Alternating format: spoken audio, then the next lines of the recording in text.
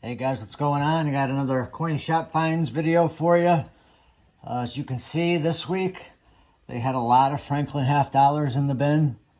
And, you know, I love snatching up the nice uncirculated Franklin half dollars when I get a chance. And there was even a really cool Bugs Bunny variety in there, which is actually pretty easy to see if you get it at the right angle. See those two marks right on Benjamin Franklin's mouth there? Those are that's the Bugs Bunny variety, or one of them anyway. So, you know, if it didn't say it right on the 2x2, I might not have looked or noticed it, but, you know, of course I did have to verify that it was there, because sometimes people just write anything on these 2x2s, but sure enough, this is a Bugs Bunny variety, which is pretty cool. And it's in really nice condition, as you could see from the cartwheel luster. The Bugs Bunny variety isn't incredibly rare. You know, it's got a PCGS population of over 4,000.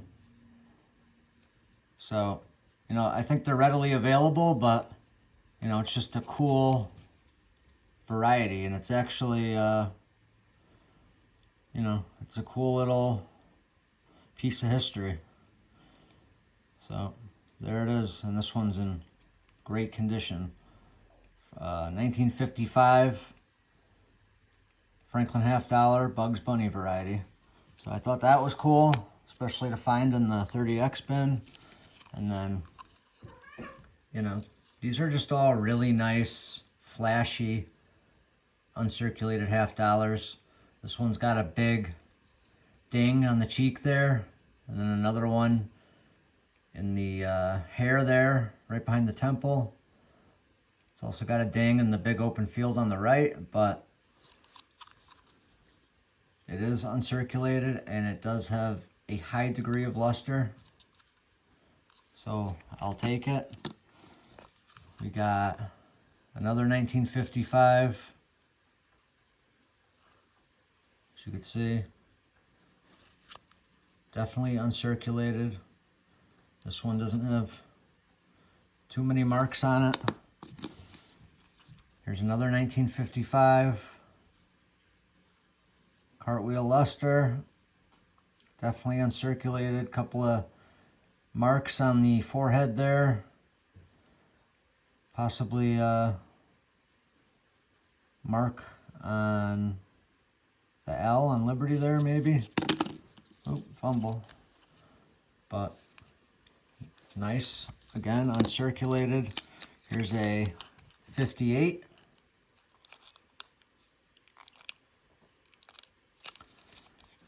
And that's why you know, this is the type of stuff that I'm looking to find in the bin. I could get regular junk for maybe an X back of what I'm getting this stuff for. I don't even know where regular junk is right now, but, you know, I'd imagine it can't be too far back from 29, maybe 28 if you're lucky. I don't even know if it could be 28 now, because 30X is pretty much just over silver spot when I'm filming this video. So, but to pay just a couple of cents more for stuff that's this nice, or, you know, the older stuff that isn't offered in the regular junk bin, I'm happy to do that. Here's another 1955. You know, kind of scratches my itch at collecting coins and building a silver stack all in one.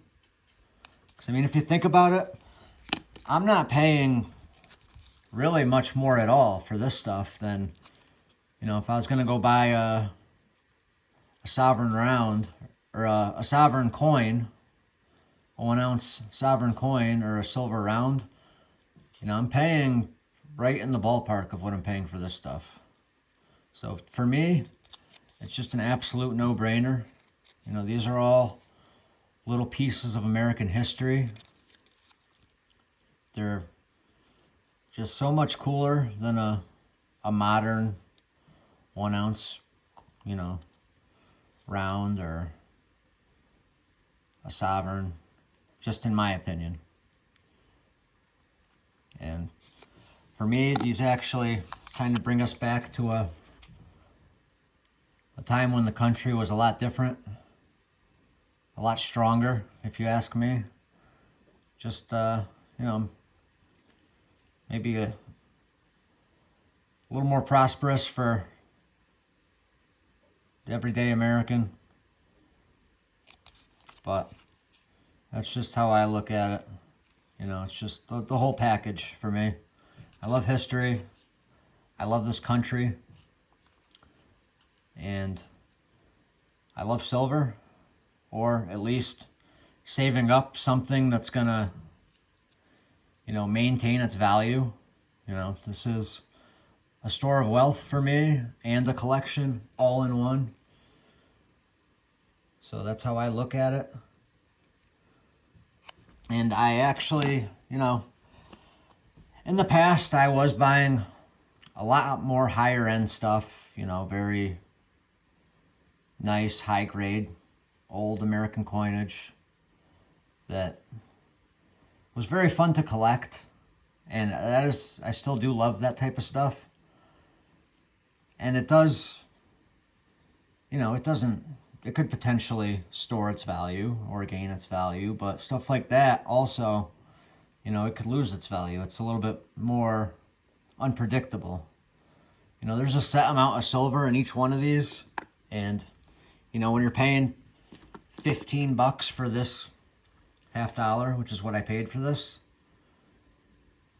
you know, it is an awesome, cool, old American coin that is collectible. And it's also got, you know, a set amount of silver that's going to be valuable, you know, no matter what. You know, unless you believe silver's going to zero, which I think silver's underpriced, but that's another video to have for another day. That's my, you know, that's my outlook on buying so much of this stuff out of the 30X bin. You know, it's just a little bit of everything, the best of both worlds. I'm getting the silver, I'm getting a store of value, a store of wealth, and I'm getting really cool old American coinage that I'm collecting all at the same time, without getting the crazy, you know, spending over $1,000 for a quarter, $50 sort of, you know, deal. You know, this is kind of, you know, it's keeping it a little more grounded, a little more reasonable, a little less risky, and it's fun. You know, I'll buy all this stuff, and, you know, I have a book that I got to show you guys one of these days, how I, you know, log all of my purchases and how I keep track of everything that I have, which I do. You know, I have a log book, and you know, I'll put all of these into these 2x2s, and then they'll eventually, if I can zoom out, they'll go into these square or rectangle boxes. And then from there, they go into the safe. And on any given day, I can look into my logbook and know, you know, what I have, how much of it I have. You'll see, like, these are some that I've done already. They're numbered. I can go look into my logbook. Okay, number 426. I'll see what day I bought it, who I bought it from, how much I paid for it. So there is a method to the madness. But I kind of got off onto a tangent there. But that's, you know, that's where I'm at with this. That's the whole, you know, it's not just willy-nilly, no thought or plan into purchasing coins. Like, there's a method to the madness. So again, got the Morgan dollar. This was not out of 30X bin. I got this for 35. It's a nice, it's probably like a really high AU, but it could be uncirculated. It does have cartwheel luster. Then I got, these are out of the 30X bin. I got 4 of these. They're the homemade mint sets.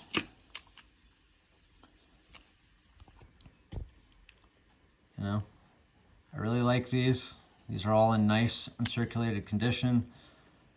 The quarters in these always seem to have like a cool tone to them. I don't know, just the ones that I end up grabbing, or you could see. It seems like the quarters get toned more than the half dollars. I don't know if that's just a coincidence or what, but this one isn't toned.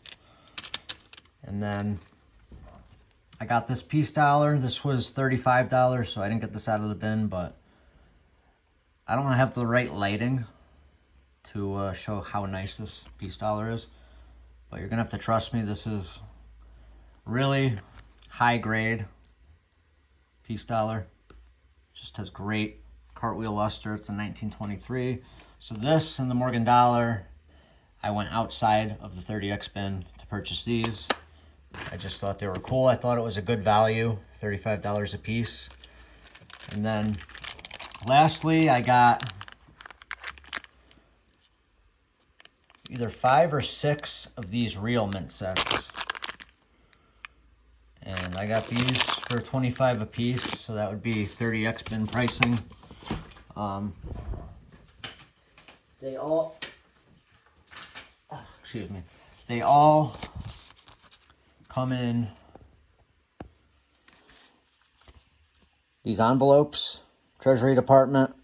These are from Philadelphia, and I already have them opened up, but anybody who hasn't seen them, they got these 2 pieces of cardboard to go around them to protect the coins.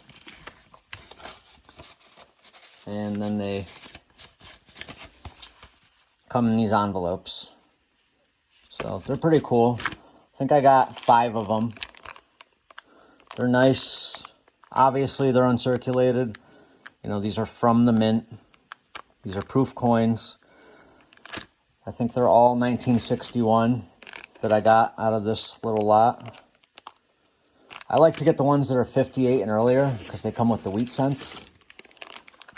But this one's got a little bit of a stain going on, a little bit of unattractive toning on the half dollar. But that's my haul this time at the coin shop. I think I did pretty good. A lot of uncirculated stuff this week, which I was very happy with. Let me know what you guys think. How did I do? What do you think about the Bugs Bunny half dollar? Which I think that was probably one of the coolest things from this week's purchases at the coin shop. Getting that Bugs Bunny. Even though they're not incredibly rare, but it's just cool. So let me know what you guys think, and I'll see you on the next one.